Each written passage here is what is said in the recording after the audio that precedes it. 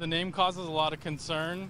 Off the bat, not something I would want my kids to be involved with. This fall, Jonathan Lee's 5-year-old son's elementary school could serve as the new meeting place of the after-school Satan Club.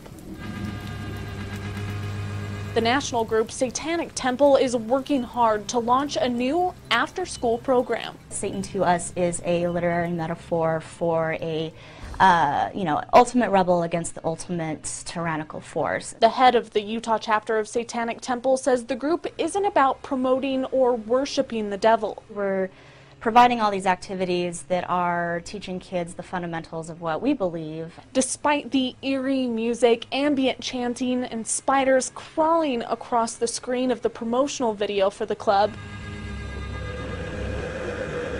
the group says their focus will be on scientific understanding and reasoning.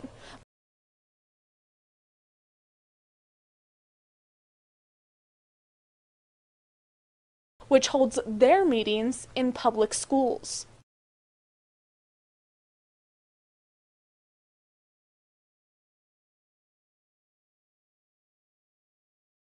She says their fight is for separation of church and state. We are not trying to make this about Christians against Satanists. But still, some parents are concerned about it coming to Utah schools. Story here at 4, facing a judge charges in the tragic drowning of a 3-month-old boy. That little boy, Sean Flowers, did not survive despite efforts by those who tried to save him in a pond just north of 76th and Brown Deer Roads. It all happened on Saturday. Yeah, the man who's charged this afternoon has the same name as the victim, his young son, Sean Flowers. Now, according to a criminal complaint, the 25-year-old Flowers was at a family party in an apartment near the Northridge Lakes Pond when a criminal complaint says he got angry for some reason with the baby's mother. He grabbed the child. A crowd tried to stop him. The complaint says that Flowers took the baby into the pond and held him under the water. A witness tried to swim in and grab the baby, and that witness said Flowers told him, quote, "Abraham killed his son Isaac. Jesus would forgive me." Vice President Joe Biden can now add wedding officiant to his resume. Biden married a same-sex couple, both White House staffers, on Monday. He tweeted, "Proud to marry Brian and Joe at my house. Couldn't be happier. 2 longtime White House staffers, 2 great guys." According to media reports, it was Biden's first time officiating a wedding. Biden officiating a same-sex wedding shouldn't be surprising. What this is all about is a simple proposition. Who do you love? I am absolutely comfortable with the fact that men marrying men, women marrying women, and heterosexual men and women marrying men are entitled to the same exact rights. Biden made that statement in 2012 as the re-election campaign was ramping up. At the time, President Barack Obama hadn't endorsed same-sex marriage, but he did support civil unions. Unnamed sources told Politico that moment forced the administration's hand in supporting gay marriage. I think same-sex couples should be able to get married. No word if Biden will continue officiating weddings when he leaves office in January. CNN reports he was only temporarily certified to marry the staffers. Well, it looks like radical terrorists are now calling for mayhem at the Rio Olympic Games. This story comes to us courtesy of Simon Romero over the New York Times, who reports that they're worried about possible terrorist attacks at the Olympics in Rio de Janeiro. That is, of course, they state that Brazil's government is working closely with American law enforcement and intelligence services to identify threats and thwart potential disasters at the Games. They state here, despite its notorious battles with violent crime, Brazil has largely been spared the kind of brazen terror attacks that have rattled much of the world in recent years. They state that Brazilian officials have long been playing down the nation's vulnerability to homegrown extremism. But now they say jihadists are calling for mayhem at the Olympics, building on a wave of killings in Europe. The leader of Egypt's Coptic Church says Christians are facing increased attacks and violent persecution. Pope Tawadros II said in a recent meeting with lawmakers there has been an attack on Christians nearly every month since 2013. Christians are particularly vulnerable in Egypt, making up only 10% of the population. A Muslim mob recently attacked and torched Christian homes over a rumor that they were building a church In May, an elderly Christian woman was stripped, beaten, and dragged through the streets. We are the Christians of Egypt! We are the Christians of Egypt! Stop killing Christians in Egypt! US, wake up! US, wake up! And we are a persecuted minority, so we're seeking for protections. We're seeking for law against discrimination, law to protect the minority, religious minorities in Egypt. But we are not, there is nothing in Egypt. We are persecuted daily persecution. Stop kidnapping our girls in Egypt!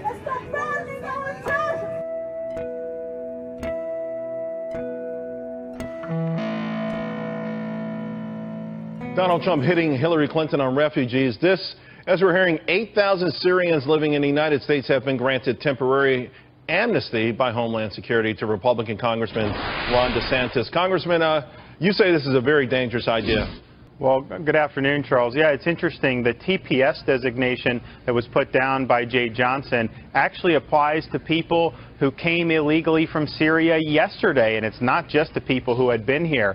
And so we're already having basically an impossible task of trying to vet the refugees who are going through the legal process. Someone that just shows up illegally last week, we have no idea where that individual is from, and you really can't check any of their background. So this does present a threat to the security of the country. You know, and I know you can't explain their thinking, but I think I read an 18-month extension, whether they're, to your point here, illegally or not. And you got to wonder what drives this. Is it an ideological thing? Do they say anything in the press releases to try to justify this? I think it is mostly ideological. You know, part of it is our country has been a refuge for people coming, and I think rightfully so in many instances. But all we have to do is look to see what's happened in Europe, where you've had a mass migration and you've had a lot of problems that have developed as a result of that, because, as the minister from Lebanon said, he thinks it's at least 2 or 3% of the refugee flow are actually affiliated with the Islamic State or with Al-Qaeda-like groups. So that is a major, major threat to Western societies when you're importing people, even though many of them probably are mean no harm. Even if it's a small percentage, that small percentage can do a lot of damage. As the debate about gun control rages on in the United States, Apple has placed itself firmly on one side of the issue. The company has removed the revolver emoji from its recently released iOS 10 Beta 4. It has been replaced with a green squirt gun water pistol. And while the pro-gun community is upset with the change, Fortune says the switch is to take the edge off a lot of messages that are intended to appear threatening. Microsoft also recently made a change, changing its gun emoji to a sci-fi laser pistol. The change is set to affect all iOS devices once iOS 10 is released in the fall. Tech giant Samsung Electronics has unveiled the Galaxy Note 7 in New York. Featuring iris scanners for easy and secure logins, Samsung hopes the device will maintain the company's momentum in premium smartphone sales. It hits shelves around the world later this month. Samsung believes its latest smart device will set a new bar in the ever-competitive industry. In New York Tuesday, Samsung Electronics unveiled its Galaxy Note 7 phablet, which is short for phone plus tablet. The head of Samsung's mobile division says the Note 7 is the market's most intelligent smartphone. Privacy and security is a growing concern. So, we are introducing iris scanning to protect your information. Samsung says iris scanning allows the user to unlock their phone and even engage in mobile banking without the hassle of user verification just by looking into their phone for 1 second. Iris scanner has a future thing in the movies, but now you can do it, and I think that is amazing. And the fingerprint now, we use it all the time, but the enhanced security is always great to have. So Japan is among the most earthquake-prone countries in the world. And you know what? It also has the best early warning system for earthquakes as well. They've got monitors set up in the ocean all along the coastline to identify those earthquakes. And then, of course, TV and radio channels interrupt programming, and they can notify the public that it's going on so they can get to higher ground in case there's a tsunami. Well, here's the deal. There's also an app on phones that can notify people about this stuff. But on Monday, they jumped the gun. They made a mistake. They sent out a warning, and then they had had to revoke it a couple seconds later, but that was way too late for the app. You guys know how these things work nowadays. Everything is so fast. It sent out a warning to people across the country, and it warned about an earthquake with the same magnitude as the really bad one that hit back in 2011.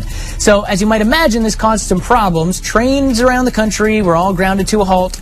People started to panic, but of course, it was a false alarm. Now, experts are saying the earthquake signal might have been triggered by lightning. Ipswich couple has been left stunned by the sudden appearance of a huge sinkhole in their backyard, which keeps growing by the hour. Ray and Lynn McKay have been told a century-old shaft could swallow a huge slice of their property and they'll need to bed down somewhere else tonight. From average suburban backyard to a water view no one saw coming and getting bigger by the moment.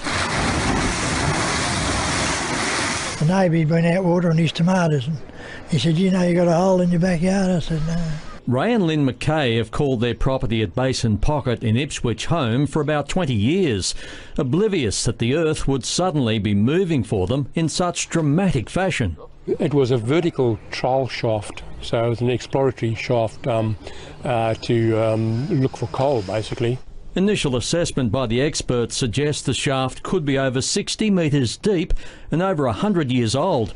And when they didn't find any coal, it was filled in with whatever was handy. It would have settled and settled and settled, and for some reason it stabilised for a while, and suddenly it's gone again. I suppose it's a fact of life, whichever way you look at it. Not a good one. Dramatic new video shows people gasping for air in Syria after activists claim a chopper dropped barrels of toxic gas on a town in Idlib province. Witnesses say that it smelled like chlorine and dozens of people are reportedly struggling to breathe, mostly women and children. This comes just a day after a Russian plane was shot down in the same area. Ever since the Syrian civil war started in 2011, there have been reports of the Syrian government using chemical weapons. The U.S. State Department is also now investigating the reports. And this comes as the Syrian city of Aleppo deals with a growing humanitarian crisis. At least 30 people were killed in the latest round of fighting and airstrikes. Reports say several children died as well as other civilians. And you can see in this video the damage and destruction from the shelling. Rebel forces and government troops continue to clash in the city. 300,000 civilians are still there. The UN has called it the largest area where people are trapped in war-torn Syria. Our top story this afternoon, North Korea has fired 2 ballistic missiles into the East Sea. This latest launch comes a matter of weeks after the regime lobbed 3 missiles, 2 Nodon-class and 1 Scud, into the same general area. South Korea's Joint Chiefs of Staff announced earlier today that North Korea fired 1 ballistic missile from Hwangin-namdo province in the southwestern part of the country into the East Sea. Now, the launch time was 7:50 a.m. South Korea time, but the U.S. Strategic Command said North Korea had fired off 2 missiles, but that one of them exploded soon after the launch. Now, South Korean military sources say that both missiles are presumed to be Nodon missiles, and that one of them flew around 1,000 kilometers. Now, they're still looking into the matter. Now, South Korea's defense ministry is on high alert for more missile launches, as the regime has a track record of firing a series of missiles on the same day. Now, this latest launch is being seen as an armed protest against the upcoming deployment to South Korea of the U.S. missile defense system THAAD. Now, many experts believe North Korea will continue to launch ballistic missiles this month, as a large-scale South Korea-U.S. war game called Ulchi Freedom Guardian is scheduled for the middle of the month. Now, since Kim Jong-un took power in late 2011, North Korea has launched over 32 ballistic missiles, including submarine-launched and mid-range Musan missiles. The Japanese government has approved a defense white paper presenting changes to its defense policy. The Xinhua news agency accuses the document of smearing China's normal maritime activities to justify Japan's own militarization. The white paper covers Japan's ever-rising military spending, its enforcement of the new National Defense Program guidelines, and its efforts to promote arms sales. The 480-page paper devotes some 30 pages to China's national defense and to China's activities in the East China Sea and the South China Sea. Critics say that by playing up what's alleged as a China threat, the Japanese government is attempting to justify its own militarization and its amendment to its post-war pacifist constitution. China's Navy has held a massive live fire drill in the East China Sea amid heightened maritime tensions in the region. Chinese Defense Ministry said in a statement that the aim of the drills is to improve, quote, the intensity, precision, stability, and speed of its forces.